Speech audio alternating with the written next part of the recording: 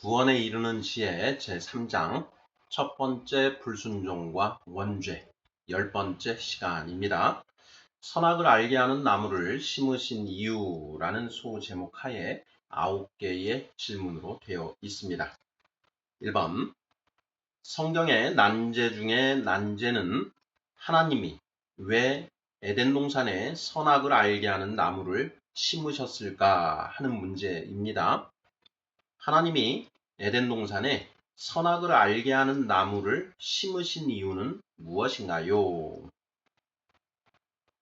2번 하나님은 아담과 하와가 선악과를 먹을 것을 알고 계셨을까요? 모르고 계셨을까요? 그 이유는 무엇인가요? 3번 아담과 하와가 선악과를 먹을 것을 알고 계셨다면 그들이 선악과를 먹은 일은 계획된 사건인가요? 우발적인 사건인가요? 4번 최초의 인간인 아담과 하와는 완전한 존재인가요? 불완전한 존재인가요? 5번 아담과 하와에게는 자유의지가 있었나요? 없었나요? 6번 아담과 하와는 하나님의 명령에 순종하였나요? 불순종하였나요? 7번 새하늘과 새 땅에 적합한 인간상은 무엇인가요? 8번 하나님이 처음부터 그런 인간을 만드시지 않은 이유는 무엇인가요? 9번 예수님은 이 문제에 대한 답을 비유로 말씀해 주셨습니다. 무엇인가요? 자, 이렇게 해서 9개의 질문입니다. 어떻게 보면 이 9개의 질문이 성경 66권에서 우리가 반드시 알아야만 하는 그런 핵심 진리 중에 하나를 담고 있다라고 할 수 있을 것 같습니다. 자, 1번부터 답을 찾아보도록 하겠습니다. 자, 1번.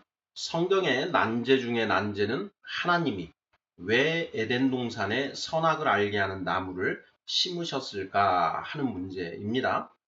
하나님이 에덴 동산에 선악을 알게 하는 나무를 심으신 이유는 무엇인가요? 자, 이 질문 우리 성도님들께서 스스로도 던져보셨을 것이고 또 주변에서 이런 질문을 받아보신 적도 있으실 것입니다. 자, 우리 성도님들께서는 이 질문에 대해서 어떤 답을 가지고 계시는지요? 자, 하나님이 에덴 동산에 선악을 알게 하는 나무를 심으신 이유가 도대체 무엇일까? 그 에덴 동산에 선악을 알게 하는 나무를 심지 않으셨다라고 한다면 아담과 하와가 그 선악을 알게 하는 나무의 열매를 먹을 일도 없었을 것이고 그렇다면 에덴 동산에서 쫓겨날 일도 없고 그러면 온 인류가 오늘날 이러한 그 상황 속에서 살 일도 없지 않았겠는가? 오늘날 모든 인류가 계속해서 에덴 동산에서 그 행복을 누리면서 살 수 있었을 것인데 하나님이 에덴 동산에 선악을 알게 하는 나무를 심으시는 바람에 이런 모든 일들이 초래된 것 아니겠는가? 이제 이런 의문을 가지는 것이죠. 자, 과연 하나님이 에덴 동산에 선악을 알게 하는 나무를 심으신 이유는 무엇일까 하는 문제. 자, 이 문제에 대한 답 우리 성도님들 어떻게 하고 계시는지요? 자, 오늘 이 시간에는 이 문제를 중점적으로 살펴보고자 합니다. 2번 이하에서 이제 우리가 그 답을 찾아가 볼 것인데요. 자, 1번에 대한 답은 가장 마지막에 한번 찾아보도록 하겠습니다. 창세기 2장 9절 한번 읽고 넘어가죠. 여호와 하나님이 그 땅에서 보기에 아름답고 먹기에 좋은 나무가 나게 하시니 동산 가운데에는 생명나무와 선악을 알게 하는 나무도 있더라. 이렇게 되어 있습니다. 자, 동산 중앙에 생명나무가 있고 또 선악을 알게 하는 나무도 있다라는 것입니다. 생명나무만 심어 두시고 선악을 알게 하는 나무를 심지 않으셨다면 오늘날 이러한 그 인류의 모든 그 비극들은 없지 않았겠는가, 이런 의문을 우리가 가져볼 수 있다라는 것이죠. 자, 2번 문제 보겠습니다. 하나님은 아담과 하와가 선악과를 먹을 것을 알고 계셨을까요? 모르고 계셨을까요? 하는 질문입니다. 굉장히 중요한 질문인 것 같습니다. 자, 하나님은 아담과 하와가 선악과를 먹을 것을 알고 계셨을까요? 모르고 계셨을까요? 자, 정답은 알고 계셨다. 이렇게 답을 하는 게 맞을 것 같습니다. 자, 왜 그런가요? 자, 하나님은 전지하신 분이시죠. 예, 모든 것을 알고 계시는 분이다. 우리가 하나님의 속성 10가지를 이야기합니다. 자, 전지, 전능, 영원, 불변, 창조, 창조, 편재, 창조, 편재, 그리고 사랑, 정의, 공의, 성실, 이렇게 해서 10가지 하나님의 속성을 우리가 공부를 하는데, 이 하나님의 속성 10가지는 하나님이 당연히 가지고 계시는 그런 속성이시기 때문에 우리가 성경 66권을 읽을 때에는 항상 하나님의 이 10가지 속성을 전제로 성경 말씀을 읽고 묵상을 해야만 한다라는 것이죠. 자, 하나님은 전지하십니다. 모든 것을 알고 계시는 분이시다라는 것이죠. 자, 이 하나님의 10가지 속성을 전제하지 않고 성경 말씀을 읽다 보면 이제 3000% 빠지는 일들이 이제 일어나게 되는 것이죠. 자, 하나님은 모든 것을 알고 계신다. 자, 그러면 2번 질문. 하나님은 아담과 하와가 선악과를 먹을 것을 알고 계셨을까요? 모르고 계셨을까요? 하는 질문에 자, 답은 당연하게 알고 계셨다. 이걸 전제로 해서 이제 묵상이 진행되어야만 올바른 묵상이 진행된다라는 것입니다. 자, 우리가 그 하나님의 속성 10가지 이 부분에 대해서 기본적으로 공부를 다 하는데요. 그 공부를 하는 이유가 무엇이냐? 성경을 읽을 때 반드시 그 하나님의 10가지 속성을 전제로 성경을 묵상해야 되기 때문에 그 10가지 속성을 배운다라는 것. 이것을 우리가 명심해야 되겠습니다. 자, 3번 문제 보겠습니다. 아담과 하와가 선악과를 먹을 것을 알고 계셨다면 그들이 선악과를 먹은 일은 계획된 사건인가요? 우발적인 사건인가요? 이것도 굉장히 이제 중요해지죠. 네. 자, 아담과 하와가 선악과를 먹었습니다. 먹었는데, 자, 그 선악과를 먹은 일은 하나님이 의도하신 일인가? 아니면 하나님이 전혀 의도하지 않으셨는데 우발적으로 일어난 일인가 하는 그런 질문입니다. 자, 우리 성도님들 어떻게 대답하시겠습니까? 네, 저는 하나님이 그 일을 아담과 하와가 선악과를 먹는 것, 그것은 최소한 하나님이 용인하신 일이다. 그렇게 될 것을 알고 계셨는데 그런 일이 일어나는 것을 하나님이 의도하셨거나 최소한 묵인하셨기 때문에 그 일이 일어났다라는 것이죠. 자, 예수님이 그런 말씀을 하십니다.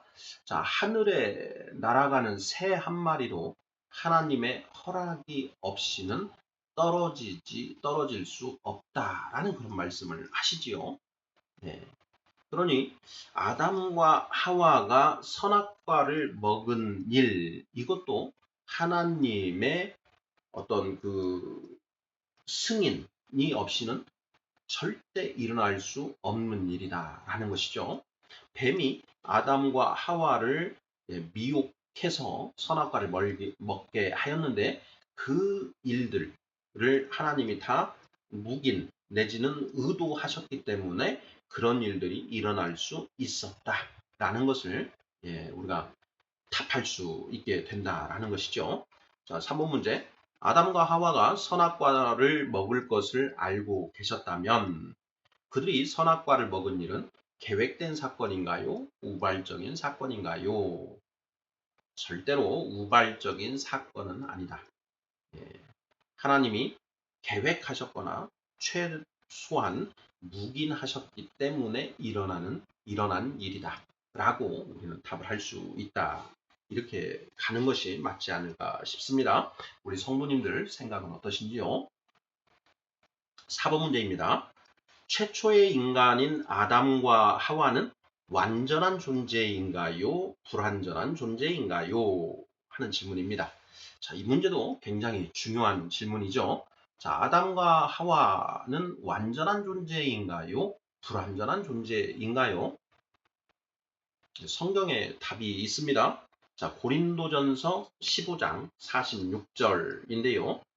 자, 읽어보겠습니다. 그러나 먼저는 신령한 사람이 아니요 육의 사람이요 그 다음에 신령한 사람이니라 이렇게 되어 있습니다. 자, 여기에 먼저는 신령한 사람이 아니요 육의 사람이다 이렇게 되어 있는데, 자, 이 먼저는에 해당되는 사람이 누구인가요? 바로 아담이지요.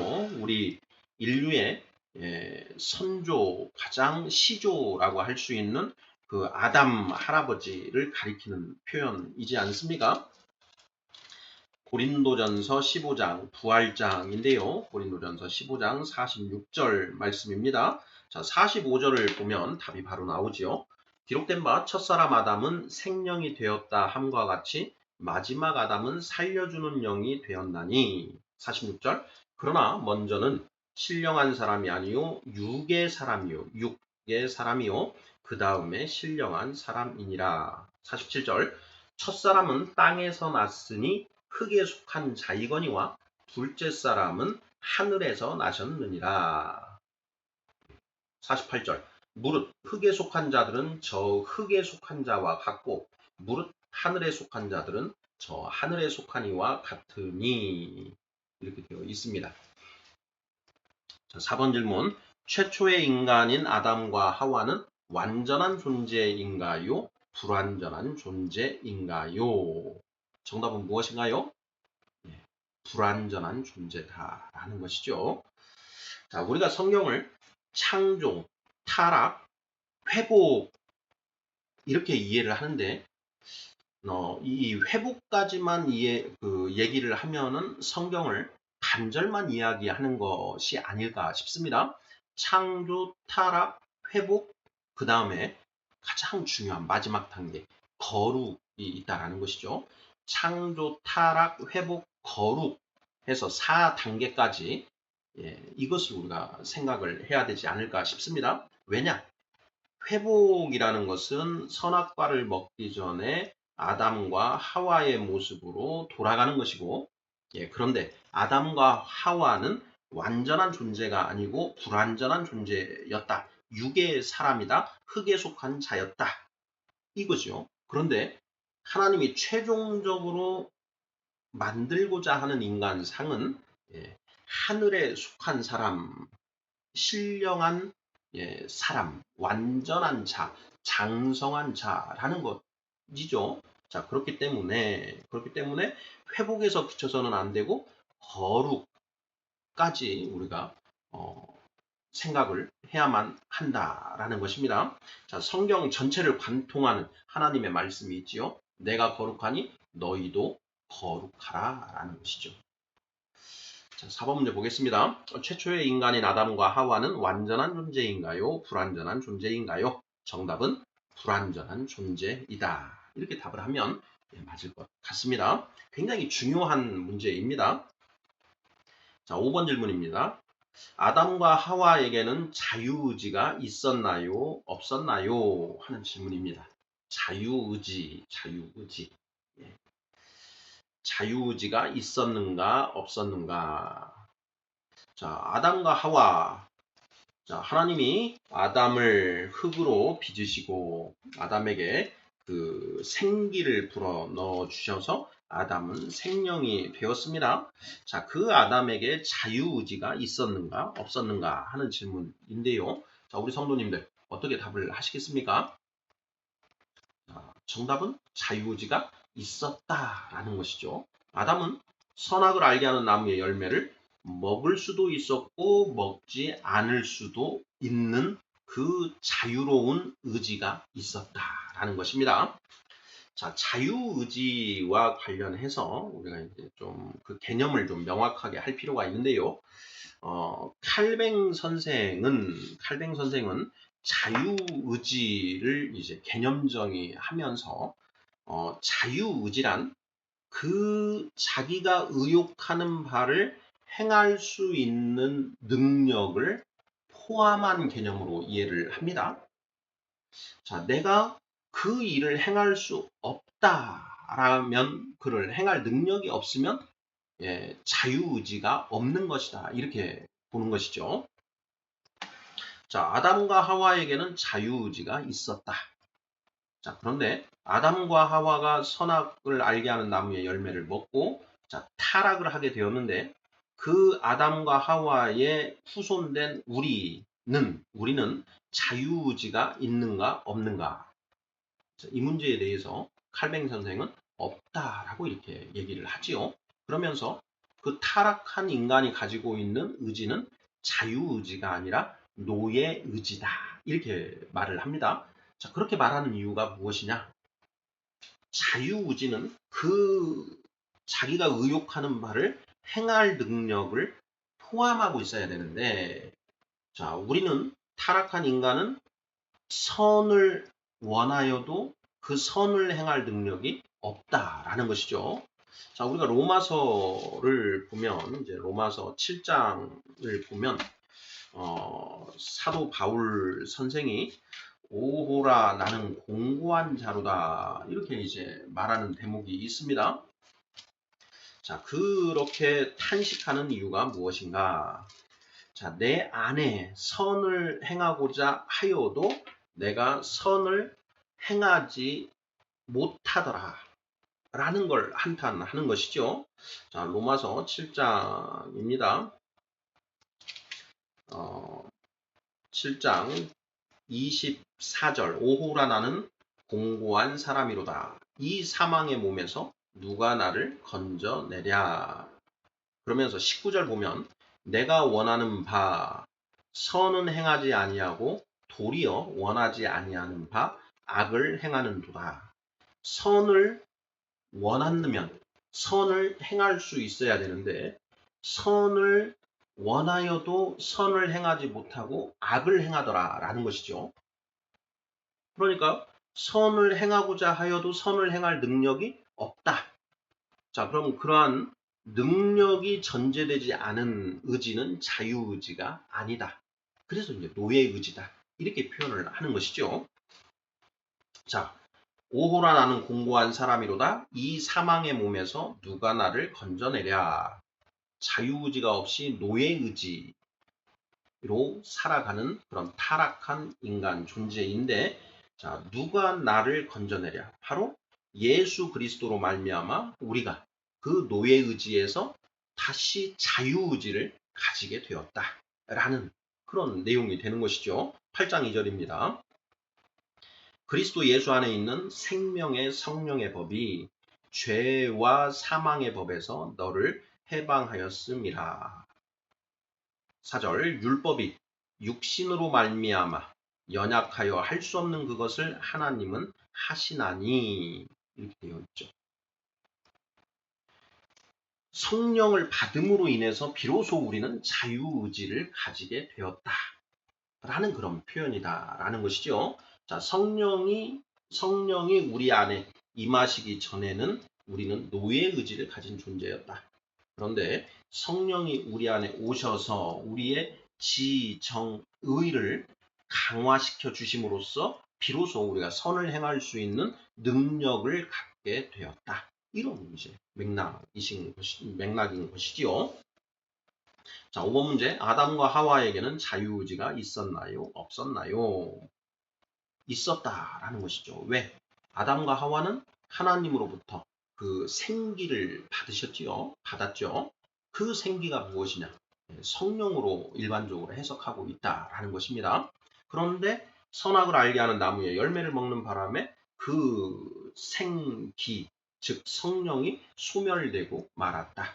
너가 선악을 알게 하는 나무의 열매를 먹는 날에는 정령 죽으리라. 무엇이 죽었는가? 영이 죽었다라는 것이죠.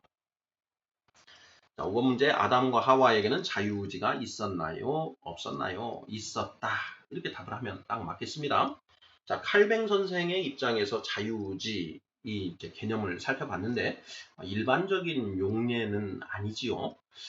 우리가 생각하는 자유의지는 자, 우리가 어떤 것을 의욕할 수 있는가 없는가 여기까지만 생각을 하지 꼭 그것을 행할 수 있는 그 능력까지는 전제하지 않는 것이 일반적인 용례인 것이지요.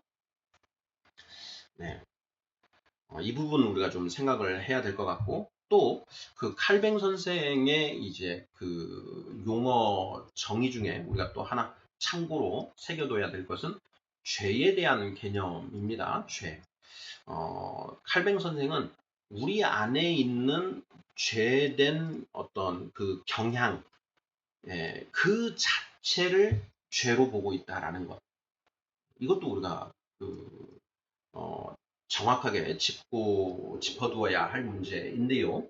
통상적으로 우리가 죄라고 한다면 어떤 규율을 위반하는 것, 마음으로 됐든 실제 행위로든 그것을 위반하는 것, 그것을 우리가 죄라고 하는데 칼뱅 선생은 그 죄를 죄된 속성 그 자체를 죄로 본다. 그래서 인간은 절대 죄로부터 자유로워질 수 없다. 이렇게 이제 정의를 합니다. 그래서 죄에 대한 개념 정의가 좀 다르다라는 것. 이걸 전제하고 칼뱅 선생의 이 기독교 강요라든가 이런 것들을 읽어야만 정확하게 그걸 우리가 해석할 수 있다라는 것. 그 부분 하나 참고로 짚고 6번 문제 보도록 하겠습니다. 6번 아담과 하와는 하나님의 명령에 순종하였나요? 불순종하였나요? 쉽지요. 에덴 동산에 하나의 계명이 있습니다. 유일하게 하나의 계명이 있다. 무엇인가? 선악을 알게 하는 나무의 열매는 먹지 말라라는 것인데요. 자, 아담과 하와는 그 하나님의 명령에 순종하였는가? 불순종하였는가? 정답은 불순종하였다라는 것이죠. 자, 이러한 점들을 짚으면서 이제 7번 문제 보겠습니다. 새하늘과 새 땅에 적합한 인간상은 무엇인가요? 하는 질문입니다. 자, 새하늘과 새 땅, 신천지, 신천신지 이렇게 얘기를 하는데요. 네, 요한계시록 21장입니다. 또 내가 새하늘과 새 땅을 보니 처음 하늘과 처음 땅이 없어졌고 바다도 다시 있지 않더라. 이렇게 되어 있습니다. 바로 이 새하늘과 새 땅, 이걸 신천신지라고 우리가 흔히 이야기하는데, 자, 이 새하늘과 새 땅에는 이제 천국 백성들이 살게 되는 것이죠. 이 새하늘과 새 땅은 하나님이 통치하시는 나라이지요. 그 나라에 사는 백성들, 곧 천국 백성인데 어떤 사람들이 그 천국 백성에 살 수 있는가 하는 그런 질문입니다. 자, 7번 질문. 새하늘과 새 땅에 적합한 인간상은 무엇인가요?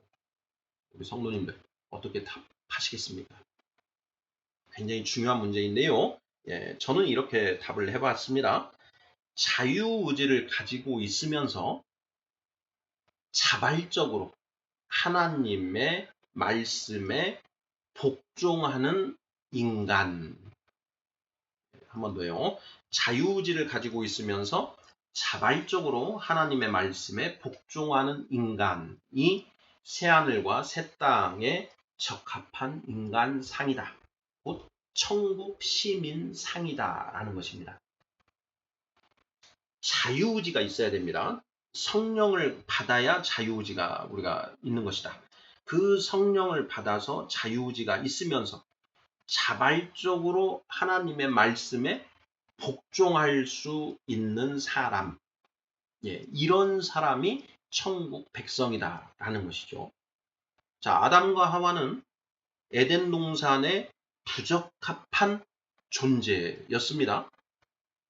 자유의지를 가지고 있는데 하나님의 유일한 계명인 선악을 알게 하는 나무의 열매를 먹어버렸죠. 그러니 자유의지를 가지고 있으면서 하나님의 말씀에 복종하지 않은 사람이었다. 그래서 에덴 동산에 적합하지 않은 사람이었다. 그래서 그들은 에덴 동산에서 쫓겨나게 되었다라는 것이죠. 창세기 3장 22절입니다.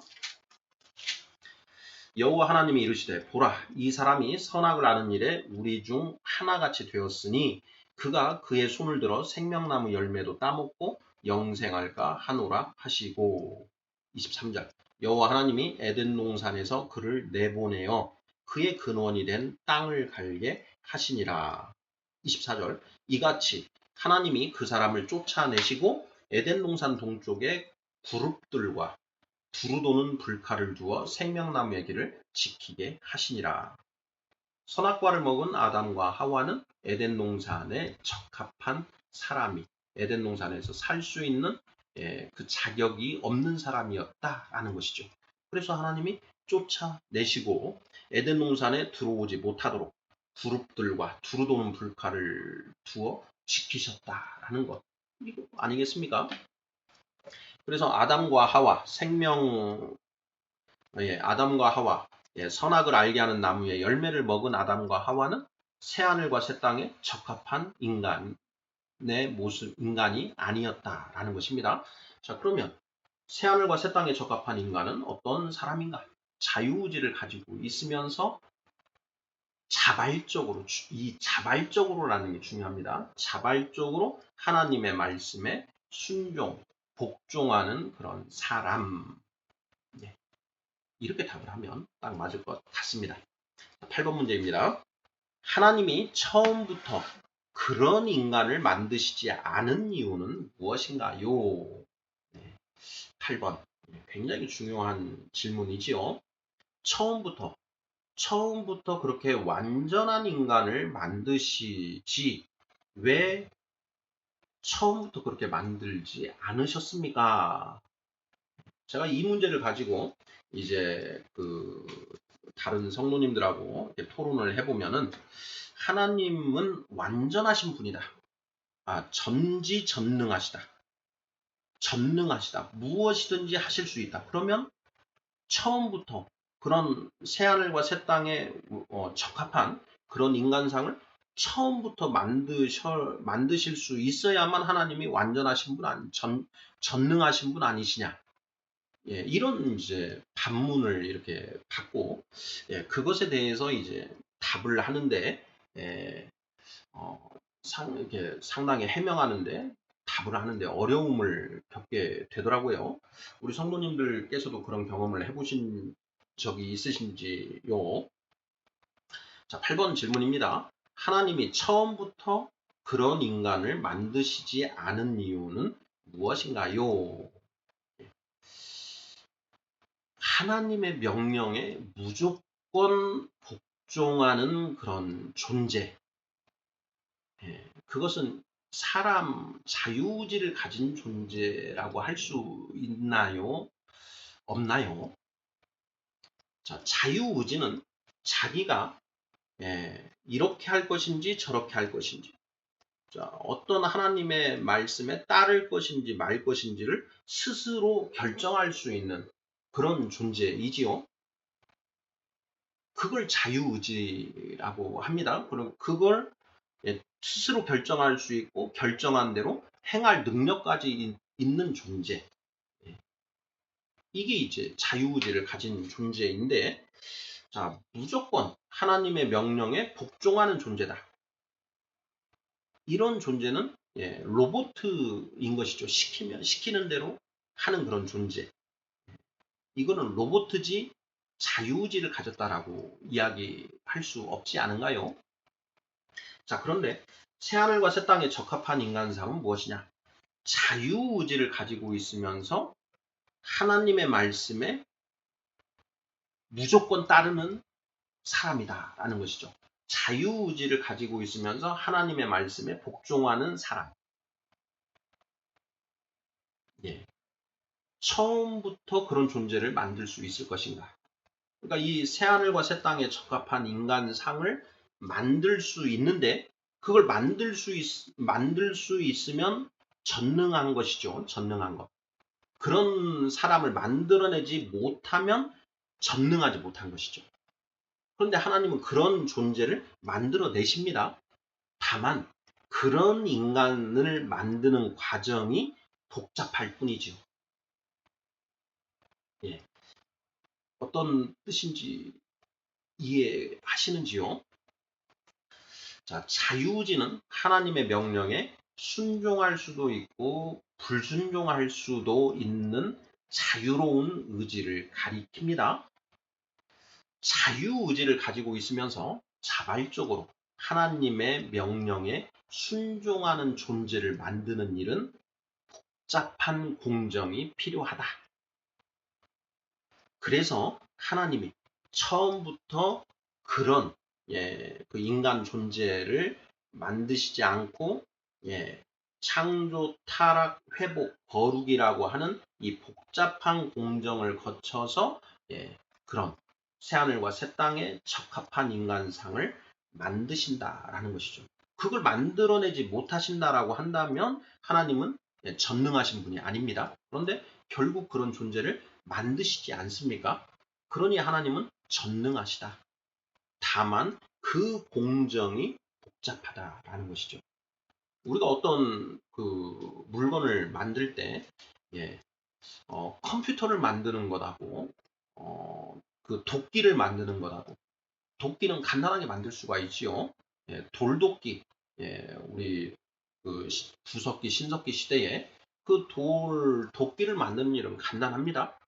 자, 반면에 컴퓨터를 만드는 일은 그 복잡하고 과정이 오래 걸린다라는 것이죠. 구석기 시대의 사람들은 컴퓨터를 만들 수 없었지요. 그런데 오늘날의 사람들은 컴퓨터를 만듭니다. 그러면 구석기 시대 사람들보다 오늘날의 사람들이 좀 더 그 발전된 그런 존재라고 할 수 있겠지요. 하나님은 새하늘과 새 땅에 적합한 인간상을 만드시는 분이다. 만드실 수 있으신 분이고 만들어 가신다. 그래서 하나님은 전능하신 분이다. 다만 그런 인간상을 만드는 것이 쉬운 일이 아니다라는 것이죠. 복잡한 과정을 거쳐서 시간이 오래 걸렸다라고 해서 하나님이 전능하지 못하시다 이렇게 말하는 건 아닌 거죠. 자, 8번문제 하나님이 처음부터 그런 인간을 만드시지 않은 이유는 무엇인가요? 자유의지를 가지고 있으면서 자발적으로 하나님의 말씀에 복종하는 인간, 사람을 만드는 일은 복잡한 공정이 필요하기 때문이다. 뭐 이런 맥락으로 답을 하면 답이 되지 않을까 이런 생각이 듭니다. 자, 여기에서 우리가 하나 이제 짚고 넘어가야 될 것은요. 하나님이 이제 인간을 만드셨는데 그 만들어진 그 인간이 지금 완성품이 아니다라는 것이죠. 일곱째 날 새하늘과 새 땅이 이제 만들어지고 그 일곱째 날 전에 이제 크고 힘 보자 심판을 거치고 이런 과정을 다 거쳐서 이제 완제품이 만들어진다라는 것이죠. 오늘날 우리가 살고 있는 이 세상도 마찬가지이지요. 일곱째 날 새하늘과 새 땅이 완성된 그런 완제품이고 지금 현재는 만들어가고 있는 과정이다. 이렇게 이해를 하는 게 성경을 올바로 이해하는 것 같습니다.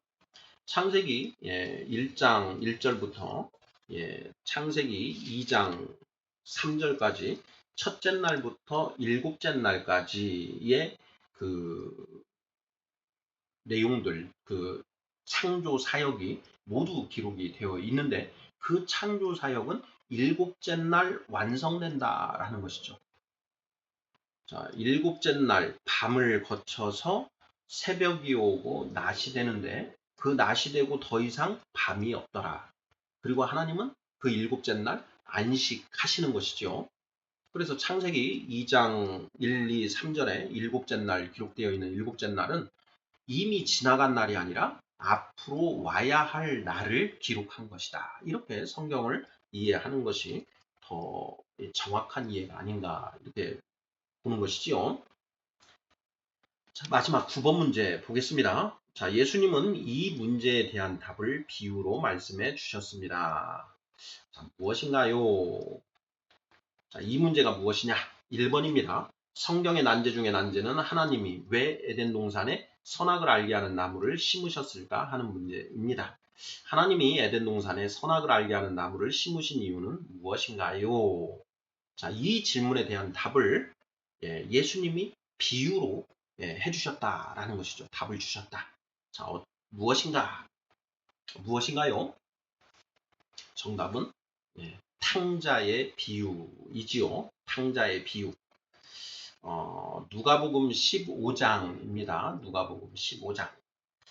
그 두 아들이 있는데 큰 아들과 작은 아들이 있습니다. 작은 아들이 어느 날 아버지에게 자기가 상속받을 아버지가 죽고 나면 받을 그 상속 재산을 미리 나누어 달라라고 아버지한테 요구를 하지요. 자, 그런데 그 아버지가 그 작은 아들의 요청에 따라서 상속 재산을 미리 나누어 주십니다. 이 대목이 우리가 차관을 좀 해야 될 것인데 안 주실 수도 있는데 이런 말도 안 되는 요구가 어디에 있느냐 하면서 안 주실 수도 있었는데 주셨다라는 것이죠. 그 아버지가 작은 아들에게 상속분을 미리 나누어 주었다. 왜 주었는가? 왜 주었는가? 바로 이 부분이 에덴 동산에 선악을 알게 하는 나무를 왜 심으셨는가 하는 그 질문하고 오버랩 되어 있다라는 것입니다. 자, 아버지를 떠난 그 작은 아들은 온갖 고생을 합니다. 자, 그러다가 그 탕자가 깨닫지요. 오직 아버지의 말씀에 복종하면서 아버지와 함께 사는 것이 참된 복이다라는 것을 깨닫습니다. 자, 그리고 그 머나먼 나라에서 돌이켜서 아버지 집까지 이제 돌아오는 여정을 이제 하는 것이죠.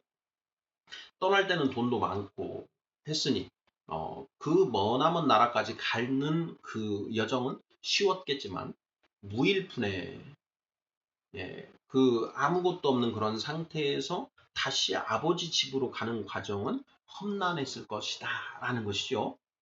자, 그런데 아버지가 그 아들이 회개했다라고 해서 아버지가 휙 가셔서 그 아들을 데리고 오지 않습니다. 아버지는 그 고향에서 기다리고 계시죠. 이제나 저제나 아들이 올까 하고 기다리십니다. 자, 아들이 떠나간 그 다음 날부터 아들이 돌아올 것을 이제 고대하고 기다리고 있다라는 것이죠. 그러면 그 아버지는 아들이 언젠가는 돌아올 것이다 라는 것을 알고 있습니까? 모르고 있습니까? 알고 있는 것이죠. 자, 그리고 떠나기 전의 아들과 돌아온 아들은 다르지요. 그 돌아온 아들은 업그레이드가 되어 있는 그런 상태입니다. 자, 창조, 타락, 회복, 거룩한 존재가 되어서 돌아오고 있다라는 것이죠. 아버지랑 함께 있으면서 아버지 말씀에 순종하지 않고 아버지를 귀찮게 여기고 아버지 밑에 사는 것을 불편하게 여기던 그 작은 아들이 이제는 아버지와 함께 사는 것이 복이라는 사실을 깨닫고 그 머나먼 그 길을 터덕터덕 걸어서 힘들게 돌아온다라는 것이죠. 그렇게 돌아온 그 아들은 다시 아버지를 떠날까요? 안 떠날까요? 다시는 안 떠날 거라는 것이죠. 우리가 한 번 병에 걸렸다가 낫게 되면 그 병에는 다시 걸리지는 잘 않지 않습니까? 그걸 우리가 면역력이라고 하게 되는데 한 번 아팠다가 낫게 되면 다시 그 동일한 병에는 걸리지 않더라. 원죄도 그러한 병에 해당된다라는 것이죠. 중병이죠. 죽을 병. 그런데 그 죽을 병에 걸렸다가 살아난 사람은 다시 그 병으로 병은 다시 그 병에 걸리지는 않는다.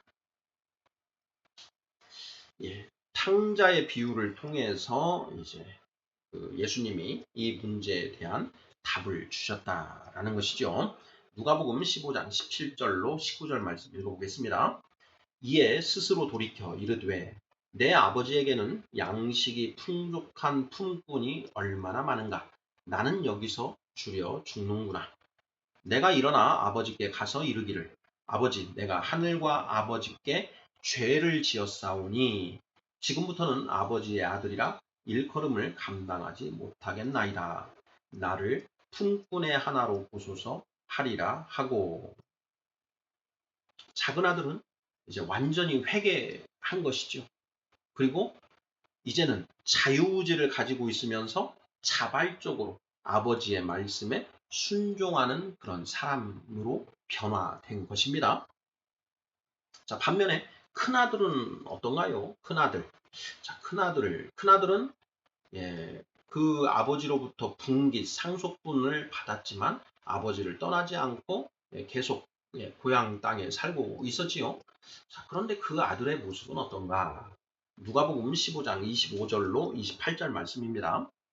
맏아들은 밭에 있다가 돌아와 집에 가까이 왔을 때에 풍악과 춤추는 소리를 듣고 한 종을 불러 이 무슨 일인가 물은데 대답하되 당신의 동생이 돌아왔음에 당신의 아버지가 건강한 그를 다시 맞아들이게 됨으로 인하여 살진 송아지를 잡았나이다 하니 여기서부터 중요하죠. 그가 노하여 큰아들이 노하여 들어가고자 하지 아니하거늘 아버지가 나와서 권한대 이렇게 되어 있습니다. 자, 이 큰아들이 그 잔치에 들어갔는지 안 들어갔는지 그 이후에 큰아들이 어떻게 되었는지 하는 내용은 예수님이 말씀해 주시지 않으셨습니다. 그 부분은 이제 우리가 한번 추론을 해볼 수 있는 그런 부분인데 자, 큰아들의 모습과 작은아들의 모습을 우리가 한번 대비해서 볼 필요가 있는 것 같습니다. 자, 큰아들과 작은아들 중에 누가 아버지의 말씀에 복종하는 그런 모습이 되었는가? 큰아들인가요? 작은아들인가요? 작은아들이죠. 집 떠나서 온갖 고생을 다 하고 철저하게 회개하고 돌아온 그 작은아들이 지금 아버지와 항상 함께 있으면서 같이 산 큰아들보다 더 나은 존재다. 창조, 타락, 회복, 거룩해진 존재다라는 것이죠. 아버지와 항상 함께 있었던 그 맏아들은 노하여 들어가고자 하지 않습니다. 아직 거룩한 존재가 아니다라는 것이죠. 이 부분을 우리가 눈여겨서 살펴볼 필요가 있지 않을까 싶습니다. 구원에 이르는 지혜 3장 첫 번째 불순종과 원죄 10번째 시간으로 선악을 알게 하는 나무를 심으신 이유가 무엇인가에 대해서 살펴보았습니다. 자, 1번 문제 마지막으로 살펴보죠. 성경의 난제 중의 난제는 하나님이 왜 에덴 동산에 선악을 알게 하는 나무를 심으셨을까 하는 문제입니다. 하나님이 에덴 동산에 선악을 알게 하는 나무를 심으신 이유는 무엇인가요? 자, 정답은요. 창조, 타락, 회복, 거룩의 그 공정을 통해서 새하늘과 새 땅에 적합한 인간상을 만드시기 위해서 선악을 알게 하는 나무를 심으셨다. 하나님이 의도하셨다라는 것입니다. 자유의지를 가지고 있으면서 자발적으로 하나님께 복종하는 그런 사람, 인간상을 만드시기 위해서 하나님이 만들어내신 하나님의 지혜로서 만들어진 것이 곧 선악을 알게 하는 나무다라는 것이죠. 이게 하나님의 신비, 하나님의 능력이다라는 것이죠. 우리 성도님들, 예, 제가 드리는 말씀이 어떤 뜻인지 모두 이해가 되시는지요? 자, 구원에 이르는 지혜 3장 10번째 순서 살펴보았습니다. 아멘.